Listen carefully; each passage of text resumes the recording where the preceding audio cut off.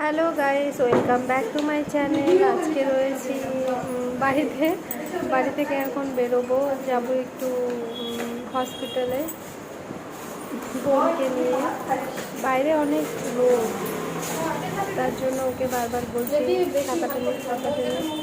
আর এখানে গেটে সবসময় তালা লাগানো থাকে, তালা খুলতে হয়, তারপর বেরোতে হয়। একটা না দুটো গেট পেরিয়ে তারপর সেজন্য কোনো সময় মনে হয় বাইরেই বেরোবো না, ঘরেই থাকবো।